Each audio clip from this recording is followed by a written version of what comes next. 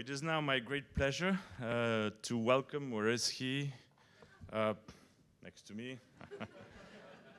A journalist whose work has helped shape the global conversation on leadership, capitalism, and the responsibilities of power in the 21st century. Andrew Edgecliffe-Johnson, CEO Editor at Semafor. Many of you will know Andrew from his distinguished two-decade career at the Financial Times, where he served as US business editor, global media editor, and one of the most trusted voices on the intersection of corporate strategy, public expectations, and geopolitical change. With his sharp eye for nuance, much needed, and deep understanding of systems and personalities, Andrew has interviewed Fortune 100 CEOs, tracked the evolution of stakeholder capitalism, and shed light on the moral complexities confronting modern business. Now at Semafor, one of the most ambitious and globally minded news startups of our time, Andrew is leading a new chapter in journalism, one rooted in clarity, transparency, and restoring trust in the public sphere. At a moment when information is fragmented, institutions are tested, and narratives compete across borders, his vision for journalism is both bold and urgently needed. Andrew brings to his work not only editorial authority, but a global sensibility. Whether covering corporate America, transatlantic dynamics, or climate accountability, his approach is always anchored in rigorous reporting, thoughtful analysis, and a fundamental respect for the audience's intelligence. I guess it's a good news for us tonight. He's a moderator, a storyteller, and above all, a guide through complexity. And tonight, we are honored to have him lead this evening's conversation. Please join me in warmly welcoming Andrew Edgecliffe-Johnson.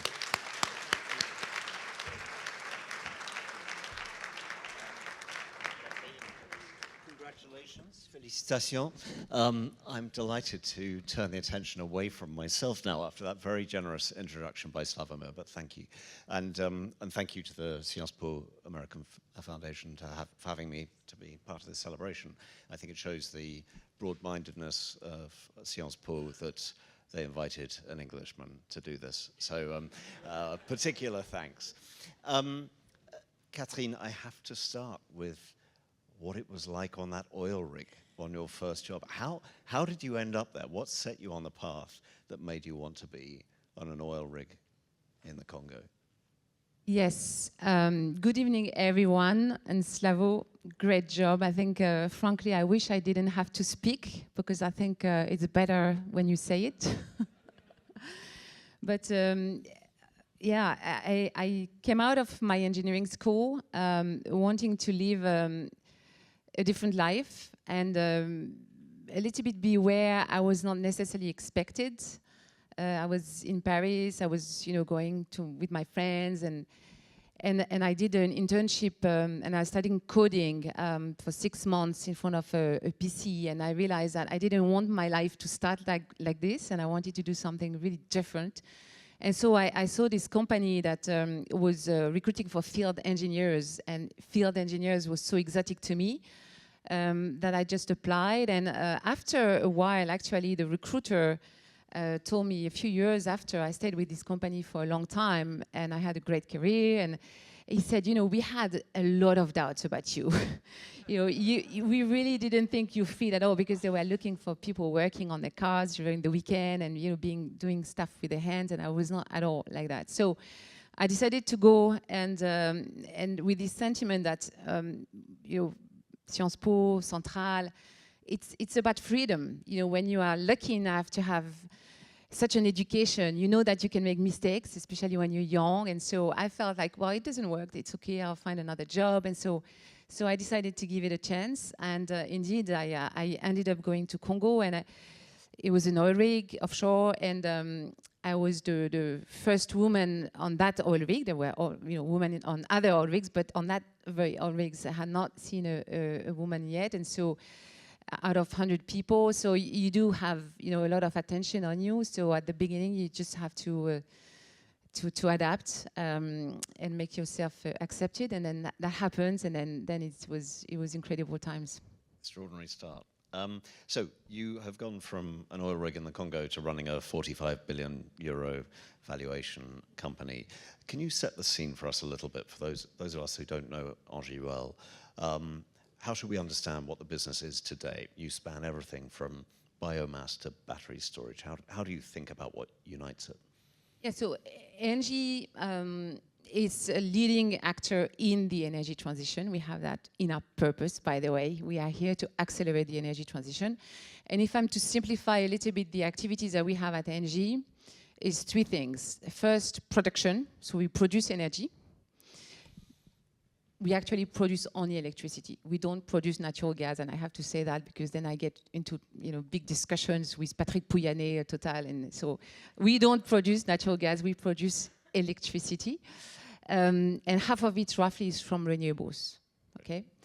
Then we have, on the other side of the spectrum, we have customers. So we have industrial customers, we have retail customers, and we supply them with energy as well. It can be power, it can be gas. And then in the middle, to link the production and the customers, you need the infrastructure piece. And so we operate infrastructure. We operate gas infrastructure in France. That's the history of Engie. We started, as a fusion of the merger of Gaz de France and Suez. So gas infrastructure are important.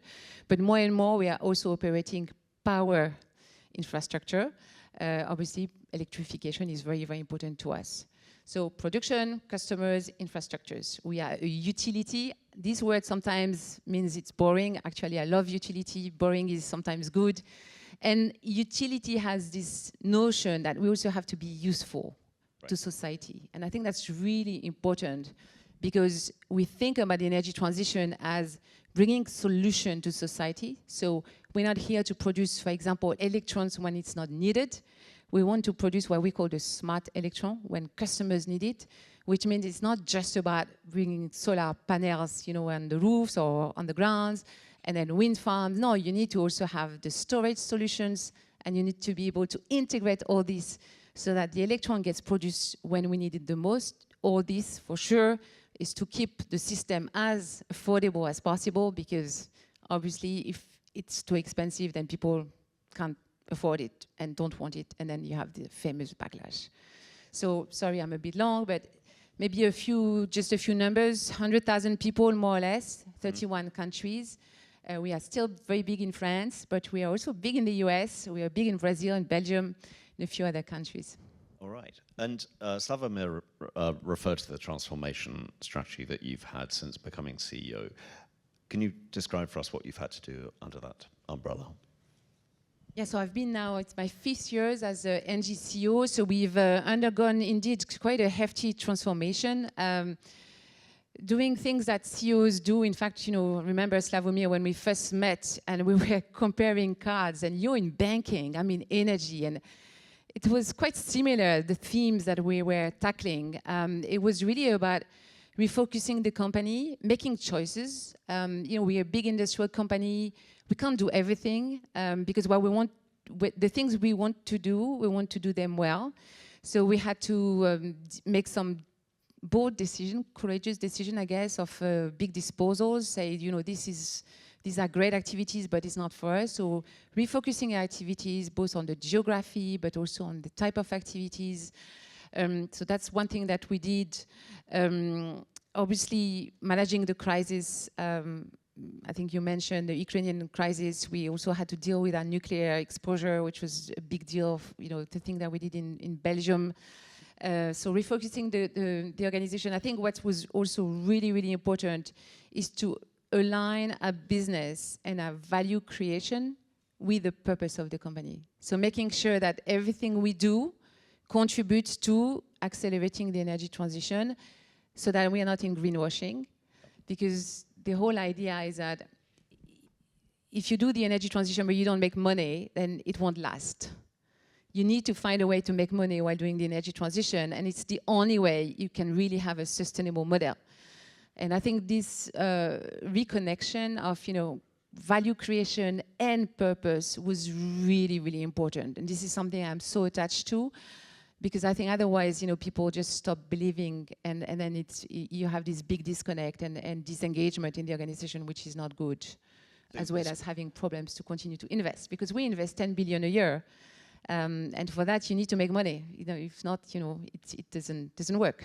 So speaking of making money, what's driving the growth now? Where are you seeing the strongest areas of growth? Electrification. Electrification is a huge driver for a group like Engie. And what's really interesting with electrification is that in places where maybe there is not super exciting economic growth like Europe, there is electrification because Europe is on the move on decarbonation. And you cannot decarbonize a continent like Europe without increasing the electricity usage massively.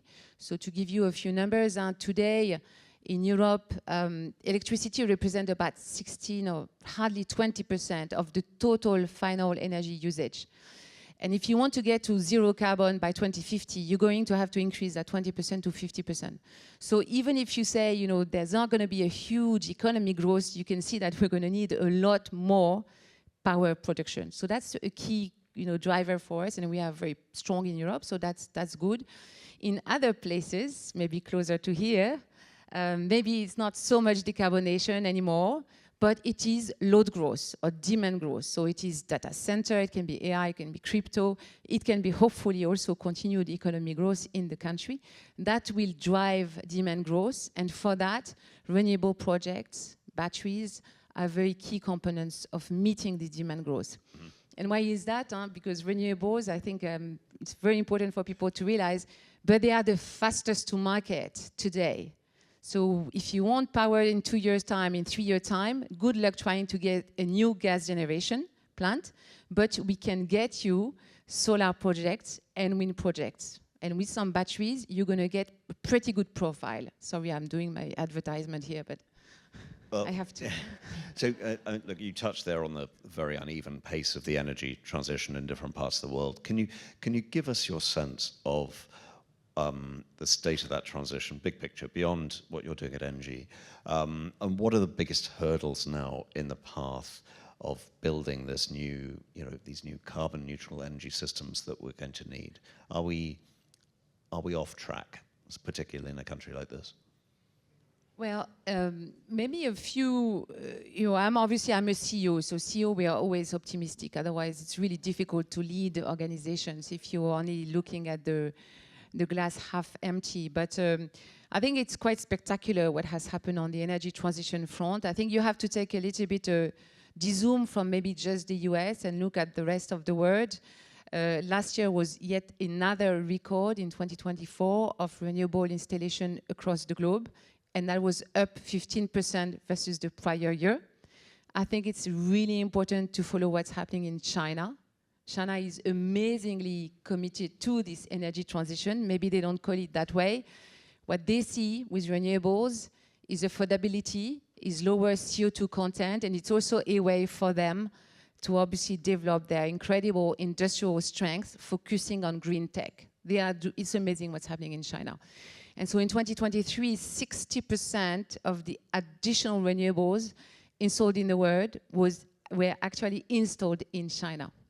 It's also amazing to see what's happening in India. India, they want to be neutral in carbon by 2070. It's a long time away, but they want to have 500 gigawatt installed by 2030.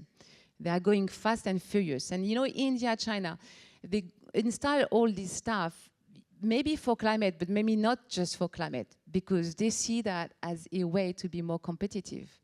That's what I think people often don't quite understand and don't quite see. So when you look at what's happening in this country, it's quite amazing. Middle East is also quite amazing. Middle East, they have incredible solar resources. They are deploying a lot of renewables, very large scale project. Obviously they have the room, so that's moving also. UK, Clean Power 2030, also moving along. Europe, 47% of the production last year came from renewables. So that trend is also moving very nicely.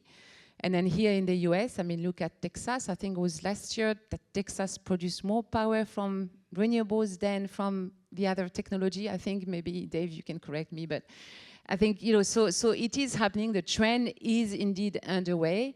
And it is because it is, the drivers for this energy transition, obviously it's a lot about climate change, but there are also economic drivers and this thing about meeting demand growth that are also making it very, in my mind, unstoppable. Of course, what's happening in the US, I'm sure you will have a question on what's happening in the US. Let's hear your thinking on the US. It's about it's about 2% of your total revenues at the moment, but it's a considerable number of people you have here. It's quite a span of operations. How do you see your prospects in the US under this administration? So what we have here in the US, we are about 3,000 people, but what's really important is the recent years, we've invested a lot of CapEx, so we have about 10 billion of capital employed in the US. It's actually, in terms of capital employed, our second country in the world after France. And we have invested a lot to develop wind, solar, battery projects, significant, particularly in Texas, but not just. And what's really fascinating is, again, the drivers behind all this project is a true customer's demand. So we have customers that want to have green electrons, and it can be tech customers, it can be any customers who have power demand need, but also this commitment that they have made to decarbonize, because their customers expect them to start decarbonizing their footprints. So this is being driven by big corporate customers, regardless of the politics, there's demand. For sure. Now, what is really complicated today in the US for us, for an investor like us, we invest over a long time. Sometimes, some of the contracts we sign with customers are 15 years, 20 years. And so you commit to a price of energy for that time period. And of course, stability of framework is really, really important. So things around IRA, things around tariff, and of course, permits. You need to be sure that what you sign today will be there in 5 years, 10 years, 15 years. You need to know what contract you will be signing with your customers. You need to know your CapEx numbers. You need to know the IRA framework. And today, I have to say, it's a bit complicated because there is so much uncertainty. So looking forward to get more clarity so we can continue to make this investment decision to bring electrons to our customers because they really want it. Right now, are you investing still in the US? Are you ready to write checks in this country, or are you waiting for more clarity? So we have projects under construction, and these ones are ongoing. The new investment decisions today are being paused until we have better clarity. So hopefully it's a matter of weeks, months. Hopefully we'll continue to push projects this year, but to be honest, a lot of uncertainty around that. Right. And this is regrettable because customers are knocking at the door. They want projects. Yes, they want projects. So this is where I hope that pragmatism, American pragmatism will prevail and that we will be able to move this project along. So I think you had 3 offshore wind projects that are now on pause off the East Coast, I think. What's the outlook for those? These projects will be paused for now. For yes. The foreseeable we have future. 1 west of the US and 2 east of the US. Right. Just to correct, but yeah, they will be paused for now, and we don't hope that they will move anytime soon, which is regrettable for sure, because offshore wind is very close to consumers, very, very close to load. It's a shame that we're not able to move this project ahead. One of the huge factors at play is, you mentioned the demands of different crypto and other technologies. You recently joined the board of Microsoft. Tell us what AI is going to do to power demand. Right now, there's a fear it will essentially overwhelm our power systems, but is the technology going to solve the problem it's created, do you think? For sure today, there is this race on training capability, on inference operation, which is going to put a lot of pressure on the power system. I think we see that in the US, which is why our customers are very eager for us to continue to develop projects. But I agree with you that on the other hand, with AI, there is a lot of optimization that can be done.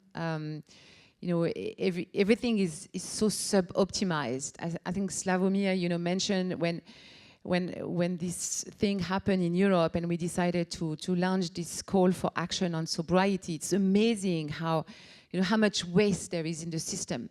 So the first layer of waste, you take care of it with behaviors, but then you can do that with a lot of AI, where you can much more matching the production and the consumption patterns so that you don't overbuild. We didn't talk too much about the grid issue, which I know you guys here in the US are well aware of it, but it is a universal problem. Electrification brings a lot of need for investment in the power grid.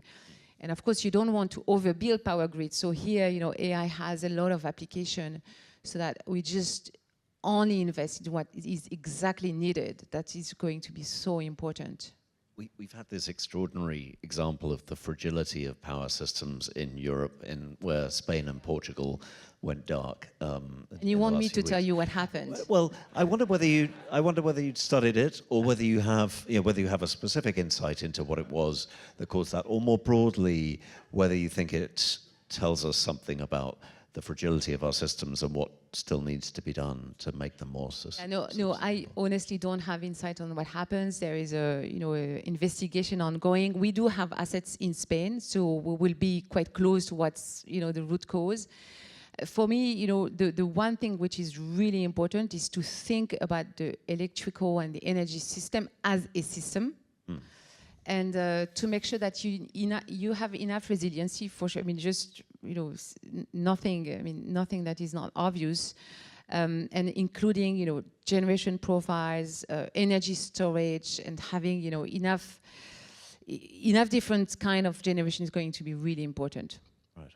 So just going back to the transformation we talked about earlier, what have you learned as a CEO, as a leader, about how to change a business? People resist change. Change is hard. How do you get a message down from your office to almost 100,000 people that the business needs to go in a different direction? Yeah, it's not easy. You really have to. I mean, I spend a lot of time trying to select the right team members because there is so much you can do as a CEO. Actually, you do very little. You just do everything. Everything that I do is through people. So I spend a lot of time making sure I'm surrounded with the best people I can, and make sure that we work as close as a team as possible, so that we can start to amplify what we're trying to do, and hopefully they do that with their own teams, and it goes like that. I think that's important. The thing that I found was it's really important to tell people the truth. It's also really, really important that people believe in what we're trying to do. And here I think, making the link between the aspirational, the purpose, the energy transition with the actual reality of the business, I think that was very helpful in making sure that people would go on that road.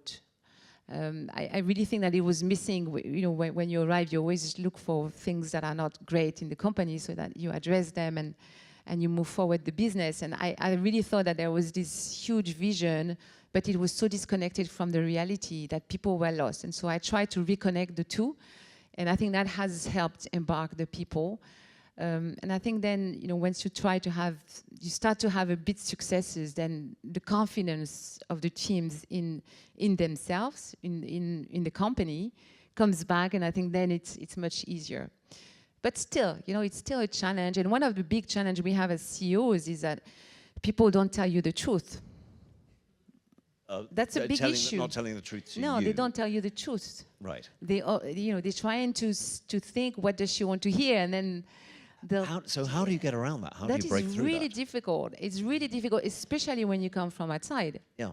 Because when Slavomir is lucky because you came from within.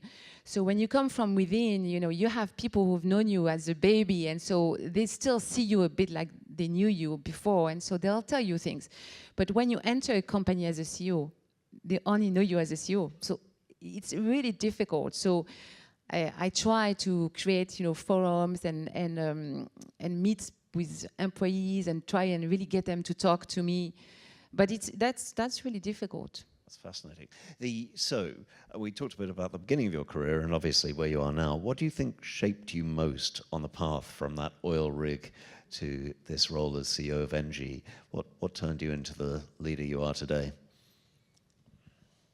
I have to say, I think that because I had so many changes in my career, both geographically, functional, and I moved a lot around, and so I think every time you have to prove yourself again. I think that has really created, forced me to be very adaptable, and so I think adaptability is something that I'm using every day. Again this evening, and coming to Engie, an organization that has very, very different culture from what I was used to, it really drew a lot of that capability in me, and I think it's helping me as a CEO, and also dealing with all the craziness of this world, for sure. So, final question, in keeping with the transatlantic theme of this gathering, there's been a lot of talk of a Trump shock for Europe, that the rapid change we've seen in Washington will sort of shock Europe into action and to thinking particularly differently about economic dynamism, about its relationship with business, about regulation. Do you see something happening in Europe that you haven't seen before? Yeah, I definitely, big wake-up call is there. I think, this whole notion that, for example, things like decarbonation and energy transition is really important, but if you do that at the expense of your industry, then what's the point? And I think Europe is, suddenly realizing that, hey, we have to do energy transition and nurture our industry. I think the whole defense topic is also a bit of a wake-up call. The fact that, together, obviously, we're stronger. So we talk a lot about, the capital market union that could be strengthened in Europe, and energy, the strength of having one energy market, because size is so important for the resiliency. So I think there is a lot of this awareness. I think Europe also brings stability today. And, in the whole competition of the world, stability is a huge value today. I think it has more value than ever, and Europe has that. So I think we really have a card to play.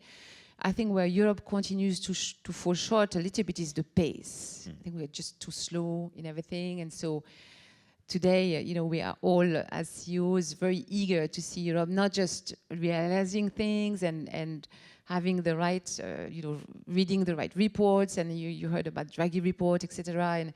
But in terms of actions, we need to go much faster, and that's where I think we're all a bit frustrated still. We should just go faster. All right, that is a message we will all take away. Faster change. Thank you very much, Catherine. Thank you very much. Thank you.